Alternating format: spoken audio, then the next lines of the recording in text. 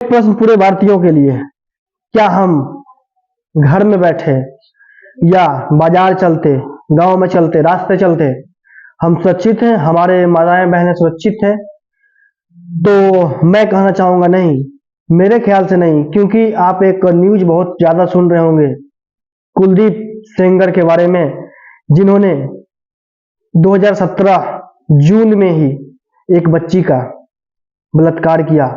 और उसके साथ साथ उतना ही नहीं, जब वो पुलिस कंप्लेन करवाने गई तो उसके साथ मैं उसके लेकर के 2019 तक का मैं डेटा बताता हूँ आपको, कि पहले तो उनका रेप किया गया, फिर उसको डराने के लिए गैंग रेप किया गया। जब वो पुलिस में कंप्लेन लेकर गई तो उसके पिताजी को मारा गया और जेल में बंद कर दिया गया। फिर जेल में उनकी पिताजी की मृत्यु हो गई।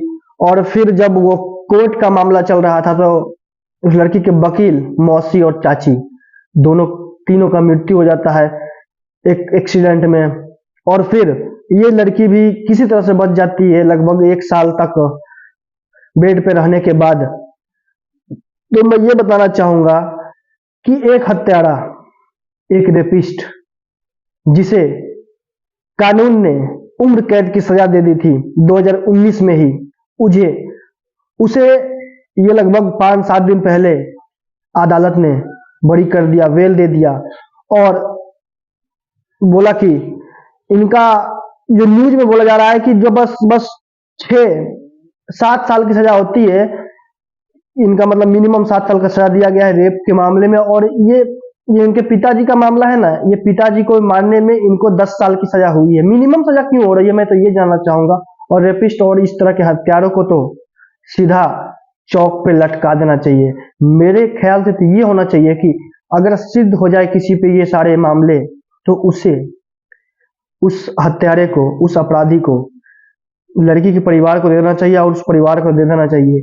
आप उसे जलाएं, काटें, मारे, कुछ भी करें, वीडियो वायरल करें, उसे चौक पे इस तरह की घटनाएं करें, जिससे कि अगर 50 केसेस भी ऐसे भारत में होने लगे तो लड़की की तरफ नजर उठाकर बुरी तरह से देखने वालों का देखना ही दुश्वार हो जाएगा, सोचने की तो दूर की बात है। तो मैं ये बोलना चाहूंगा कि इस केस को अच्छे से जांच करके, जांच क्या करना है, इस पे तो जांच हो चुका है और उसको सजा भी आजीवन कारावास का था। लेकिन पूरे देशवासी, भारतवासी अपना योगदान दें, आवाज उठाएं और उनके साथ रहें, जिससे कि आज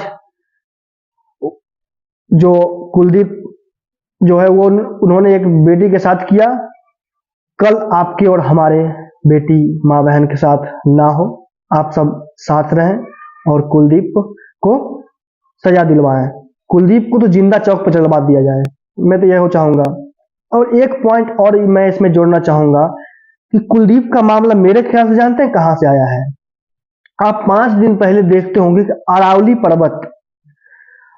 पर्वत को लेकर के पूरा सोशल मीडिया पर ट्रेंड चल रहा था।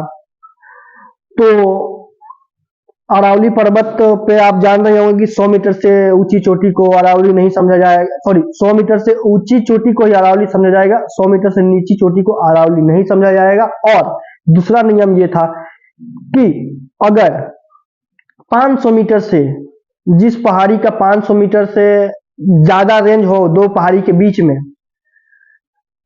तो उसे भी अरावली का हिस्सा नहीं माना जाएगा। अगर आप छोटी पहाड़ियों को काट देंगे तो बड़े बड़े पहाड़ों का क्या रेंज 500 मीटर से ऊपर नहीं हो जाए, 500 मीटर से ज्यादा नहीं हो जाएगा? तो वो भी मतलब पूरी अरावली खत्म करने की बात थी। अरावली पे सारे वीडियो, सारे इन्फ्लुएंसर लगे हुए थे, अरावली पे वीडियो बनाए थे और अरावली पे बहुत बड़ा प्रोटेस्ट चल रहा था सोशल मीडिया और ग्राउंड लेवल पे भी कुछ हद तक चल रहा था। तो मेरे ख्याल से, और अब देखिएगा, माइंड देखिएगा गवर्नमेंट का क्या है कि पहले अरावली का मैटर चला, उसके बाद 1-2 दिन पहले क्या हुआ कि अरावली से रिलेटेड ऐसा शॉर्ट्स आने लगे। हो सकता है कि 100 इन्फ्लुएंसर को गवर्नमेंट बोली होगी कि भाई आप शॉर्ट्स बना करके अरावली बच गई है, इस तरह का फेक न्यूज फैला।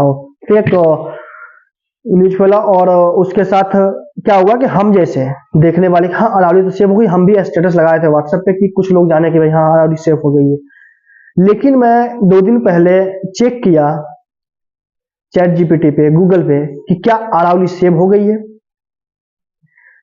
तो मेरे को पुराना न्यूज मिल रहा था कि जो 100 मीटर से वाला 500 मीटर यही सब न्यूज मिल रहा था, नया कोई अपडेट नहीं था उस पर, चैट जीपीटी पे नया गूगल पे। तो उस मैटर को दबाने के लिए बस इस मैटर को उठाया गया है, हो सकता है, मैं ये नहीं कह रहा हूं कि यही होगा।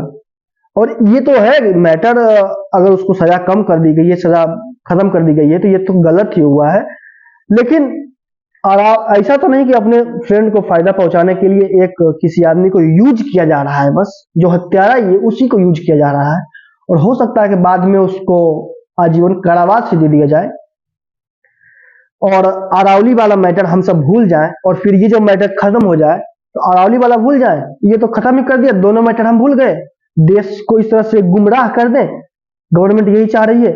और ऐसा होता है तो फिर अरावली पे खतरा आती है, तो हम सब सेव अरावली। और अरावली का इतना वीडियो आप सब देख लिए होंगे, मुझे बताने की जरूरत नहीं है कि अरावली को खत्म होने से राजस्थान पे क्या प्रभाव पड़ेगा। तो मैं तो कहूंगा अरावली खत्म होने से राजस्थान रहेगा ही नहीं, पूरे राजस्थान रेत हो जाएंगे, रेत ही रेत रहेंगे। और हरियाणा, दिल्ली और एमपी के कुछ हिस्से तक भी रेत ही रेत दिखेंगे आपको, हवाएं में धूल दिखेंगी। और गर्मियों के दिनों में क्या हाल होगा वो राजस्थान, एमपी, दिल्ली और हरियाणा, गुजरात वाले भी जानेंगे, और उसका प्रभाव पूरे देश में पड़ने वाला है। और ये सब छोड़िए, अरावली ही क्यों, लद्दाख में खनन स्टार्ट है, अडानी जी का ही देन है। 17 लाख हेक्टेयर में जंगल, छत्तीसगढ़ हसदेव जंगल जिसे बोलते हैं, उसमें खनन स्टार्ट है 2023 से ही। क्यों 23 से ही क्यों, पहले क्यों नहीं? पहले भी स्टार्ट था, लेकिन मामला कोर्ट में जाने के बाद क्या हुआ था कि रोक लग गई थी हसदेव जंगल पे कटने से, और 2023 में लास्ट में बीजेपी की गवर्नमेंट आई, और बीजेपी की गवर्नमेंट आने के बाद अडानी को तो साफ फायदा होगा ही। तो आप देखिए कि आप एयरपोर्ट वाला स्ट्राइक भी देख लिए कि भाई एयरवेज जो है सिर्फ 2-3 कंपनियों के पास है, किसी के पास 65%, 30% इस तरह शेयर है। मतलब कि जितने भी सेक्टर हैं भारत में, सबका दो तीन ही, जो क्या बोलते मोनोपोली, मोनोपोली है। और अगर वो बिजनेसमैन बंद कर दिया मोनोपोली, बोला कि मैं बिजनेसमैन हूं, मैं 2-3 हूं, मैं बोला कि भाई जियो एयरटेल कही कि मैं इतने महंगा में दूंगा, भाई तुमको जो करना है कर लो। अब क्या करेंगे हम, बताओ? कुछ नहीं कर सकते। अगर वो कह दिया तो गवर्नमेंट को भी उसके सामने झुकना पड़ेगा, जिस तरह से एयर इंडिया के सामने है, इंडिगो की, सॉरी इंडिगो ही, एयर इंडिया है, मेरे को कंफर्म नहीं, ये दोनों में से कोई होगा। इसके सामने गवर्नमेंट झुके, उसी तरह से जियो के सामने झुकना पड़ेगा। आप स्टील में ही चले जाए ना, टाटा ये सब जो है, इसमें भी लगभग 2-3 ही मिल जाएंगे। आप इस तरह से देखेंगे तो आपको मोनोपोली बहुत जगह मिल जाएंगे। तो भारत से पूंजीवाद शासन व्यवस्था हटाने के लिए मोनोपोली खत्म करना होगा और स्वरोजगार की चलन लानी होगी। और एक कहावत मेरे को याद आ रही है, एक संसद में अटल बिहारी वाजपेयी ने बोला था कि जिस तरह से ये जो अपने चुनाव है, चुनाव महंगे होते जा रहे हैं, मतलब ज्यादा पैसे चुनाव में लगते जा रहे हैं, तो इससे आने वाले समय में ये होगा कि चुनाव जो है, सरकारें जो है, वो पूंजीवाद का गुलाम हो जाएंगी और देश पूंजीवाद की तरफ बढ़ जाएगा।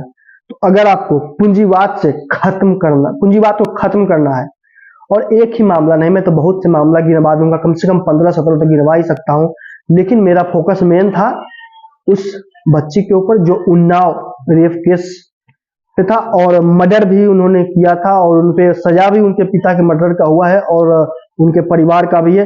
तो कुलदीप सेंगर जो मर्डर है, रेपिस्ट है, उसको जिंदा जला दो, सजा वजा छोड़ो।